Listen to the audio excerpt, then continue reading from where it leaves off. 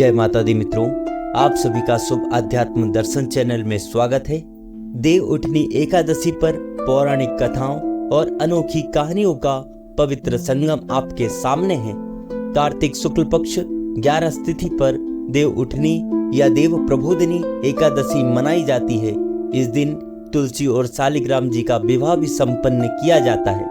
इस दिन को धार्मिक ग्रंथों में दीपावली के बाद सबसे महत्वपूर्ण एकादशी मानी गई है, जब भगवान विष्णु की निद्रा टूटती है और संसार में शुभ कार्यों का प्रारंभ होता है। तुलसी विवाह संपन्न कर संपूर्ण मांगलिक कार्यों का श्री गणेश भी किया जाता है। इस वीडियो में आपको मिलेगी देव उठनी एकादशी से जुड़ी अद्भुत कहानियां, कैसे भगवान विष्णु ने बलि को पाताल का राजा बनाकर द्वारपाल की भूमिका निभाई, सत्यभामा, रुक्मणी और तुलसी के प्रेम व समर्पण की अनमोल कथा, दानव शंखचूर्ण के भयावह आतंक से देवताओं की मुक्ति की गाथा। हर कहानी आपको इस विशेष एकादशी की दिव्यता और महत्व का अनुभव कराएगी। आइए इन रहस्यमयी कथाओं में खो जाएं और देव उठनी एकादशी के पावन पर्व का आनंद लें। भगवान द्वारा बलि का द्वारपाल बनना।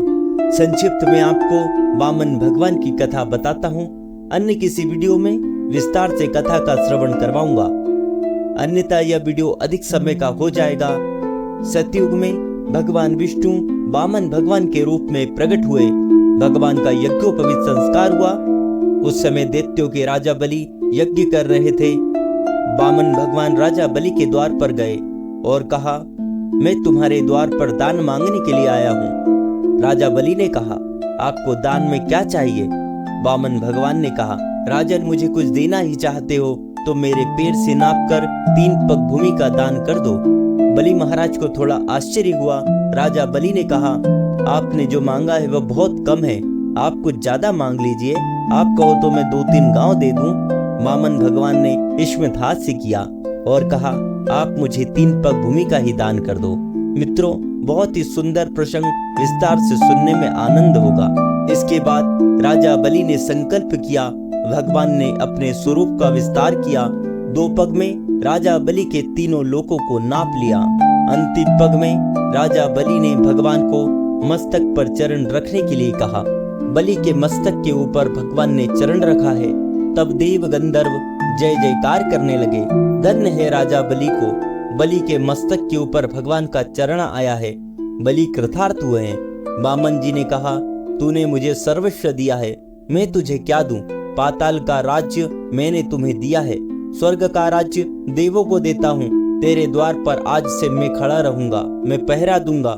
महाराज बलि पाताल में जाते हैं। प्रत्येक द्वार में चतुर्भुज नारायण का दर्शन होता है, जो तन मन धन से भगवान की सेवा, भगवान का स्मरण करता हुआ तन्मय होता है।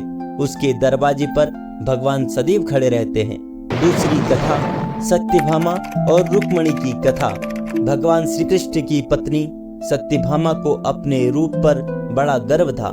वे सोचती थी कि रूपवती होने के कारण ही श्री कृष्ण उनसे अधिक स्नेह रखते हैं। एक दिन जब नारद जी उधर से गए तो सत्यभामा ने कहा कि आप मुझे आशीर्वाद दीजिए, अगले जन्म में भी भगवान श्री कृष्ण ही मुझे पति रूप में प्राप्त हो। नारद जी बोले, यह नियम है कि यदि कोई व्यक्ति अपनी प्रिय वस्तु इस जन्म में दान करे तो वह अगले जन्म में प्राप्त होती है। अतः आप श्री कृष्ण को दान रूप में मुझे दे दो तो वे आपको अगले जन्म में जरूर मिलेंगे। सत्यभामा ने श्री कृष्ण को नारद जी को दान के रूप में दे दिया। जब नारद जी उन्हें ले जाने लगे तो अन्य रानियों ने उन्हें रोक लिया। यदि श्री कृष्ण के बराबर सोना व रत्न दे दो तो हम इन्हें छोड़ देंगे। तब तराजू के एक पल्लड़े में श्री कृष्ण बैठे तथा दूसरे पल्लड़े में सभी रानियां अपने अपने आभूषण चढ़ाने लगी। तब पल्लड़ा टस से मस नहीं हुआ। यह देख सत्यभामा ने कहा, यदि मैंने इन्हें दान किया तो उबार भी लूंगी। यह कहकर उन्होंने अपने सारे आभूषण चढ़ा दिए, पर पल्लड़ा नहीं हिला। वे बड़ी लज्जित हुई। जब सारा समाचार रुक्मणी जी ने सुना तो वे तुलसी पूजन करके उसकी पत्ती ले आई। उस पत्ती को पल्लड़े के ऊपर रखते ही तुला का वजन बराबर हो गया। नारद जी तुलसी दल लेकर स्वर्ग को चले गए। रुक्मणी जी श्री कृष्ण की पटरानी थी। तुलसी के वरदान के कारण ही वे अपनी अन्य रानियों के सौभाग्य की रक्षा कर सकी।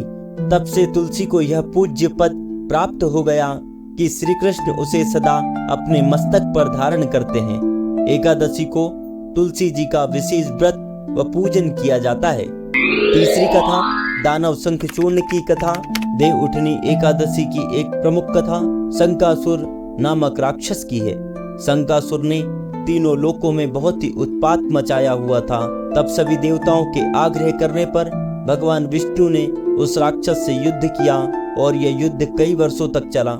युद्ध में वह असुर मारा गया और इसके बाद भगवान विष्णु विश्राम करने के लिए चले गए। कार्तिक शुक्ल पक्ष एकादशी के दिन भगवान विष्णु की निद्रा टूटी थी और सभी देवताओं ने भगवान श्री विष्णु की पूजन की थी। शिव पुराण के अनुसार पौराणिक समय में दैत्यों का राजा दंभ हुआ करता था। वह बहुत बड़ा विष्णु भक्त था। कई सालों तक उसकी यहाँ संतान नहीं होने के कारण उसने शुक्राचार्य को अपना गुरु बनाकर उनसे श्री कृष्ण मंत्र प्राप्त किया। यह मंत्र प्राप्त करके उसने पुष्कर सरोवर में घोर तपस्या की। भगवान विष्णु उसकी तपस्या से प्रसन्न हुए और उसे संतान प्राप्ति का वरदान दे दिया। भगवान विष्णु के वरदान से राजा दंभ के यहाँ एक पुत्र ने जन्म लिया। इस पुत्र का नाम शंखचूर्ण रखा गया। बड़ा होकर शंखचूर्ण ने ब्रह्मा जी को प्रसन्न करने के लिए पुष्कर में घोर तपस्या की। उसकी तपस्या से प्रसन्न होकर ब्रह्मा जी ने उसे वरदान मांगने को कहा। तब शंखचूर्ण ने वरदान मांगा कि वह हमेशा अजर अमर रहे, कोई भी देवता उसे नहीं मार पाए। ब्रह्मा जी ने उसे यह वरदान दिया और कहा कि वह बद्री वन में जाकर धर्मध्वज की पुत्री तुलसी जो तपस्या कर रही है उससे विवाह कर ले। शंखचूर्ण ने वैसा ही किया और तुलसी के साथ विवाह के बाद सुखपूर्वक रहने लगा। उसने अपने बल से देवताओं, असुरों, दानवों, राक्षसों, गंधर्वों, नागों, किन्नरों, मनुष्यों तथा त्रिलोकी के सभी प्राणियों पर विजय प्राप्त कर ली। वह भगवान श्री कृष्ण का परम भक्त था। शंखचूर्ण के अत्याचारों से सभी देवता परेशान होकर ब्रह्मा जी के पास गए और ब्रह्मा जी उन्हें भगवान विष्णु के पास ले गए। भगवान विष्णु ने कहा कि शंखचूर्ण की मृत्यु भगवान शिव के त्रिशूल से ही होगी, अतः आप उनके पास जाएं। भगवान शिव ने चित्ररथ नामक गण को अपना दूत बनाकर शंखचूर्ण के पास भेजा। चित्ररथ ने शंखचूर्ण को समझाया कि वह देवताओं को उनका राज्य लौटा दे, परंतु शंखचूर्ण ने मना कर दिया और कहा कि वह महेश्वर से युद्ध करना चाहता है। भगवान शिव को जब यह बात पता चली तो वे युद्ध के लिए अपनी सेना लेकर निकल पड़े। इस तरह देवता और दानवों में घमासान युद्ध हुआ, परंतु ब्रह्मा जी के वरदान के कारण शंखचूर्ण को देवता नहीं हरा पाए। भगवान शिव ने शंखचूर्ण का वध करने के लिए जैसे ही अपना त्रिशूल उठाया, तभी आकाशवाणी हुई कि जब तक शंखचूर्ण के हाथ में श्रीहरि का कवच है और इसकी पत्नी का सतीत्व अखंडित है, तब तक इसका वध असंभव है। आकाशवाणी सुनकर भगवान विष्णु वृद्ध ब्राह्मण का रूप धारण कर शंखचूर्ण के पास गए और उससे श्रीहरि कवच दान में मांग लिया। शंखचूर्ण ने यह कवच बिना किसी संकोच के दान कर दिया। इसके बाद भगवान विष्णु शंखचूर्ण का रूप बनाकर तुलसी के पास गए। शंखचूर्ण रूपी भगवान विष्णु ने तुलसी के महल के द्वार पर जाकर अपनी विजय होने की सूचना दी। यह सुनकर तुलसी बहुत प्रसन्न हुई और पति रूप में आए भगवान का पूजन किया व रमण किया। ऐसा करते ही तुलसी का सतीत्व खंडित हो गया और भगवान शिव ने युद्ध में अपने त्रिशूल से शंखचूर्ण का वध कर दिया। तब तुलसी को पता चला कि वे उनके पति नहीं हैं, बल्कि वे तो भगवान विष्णु हैं। क्रोध में आकर तुलसी ने कहा कि आपने छल पूर्वक मेरा धर्म भ्रष्ट किया है और मेरे पति को मार डाला, अतः मैं आपको श्राप देती हूँ कि आप पाषाण होकर पृथ्वी पर रहें। तब भगवान विष्णु ने कहा, देवी तुम मेरे लिए भारतवर्ष में रहकर बहुत दिनों तक तपस्या कर चुकी हो। तुम्हारा यह शरीर नदी रूप में बदलकर गंडकी नामक नदी के रूप में प्रसिद्ध होगा। तुम पुष्पों में श्रेष्ठ तुलसी का वृक्ष बन जाओगी और सदा मेरे साथ रहोगी। तुम्हारे श्राप को सत्य करने के लिए मैं पाषाण शालिग्राम बनकर रहूंगा। गंडकी नदी के तट पर मेरा वास होगा। हिंदू धर्म मान्यता के अनुसार देव प्रबोधनी एकादशी के दिन तुलसी शालिग्राम विवाह करने से अपार पुण्य फल प्राप्त होता है।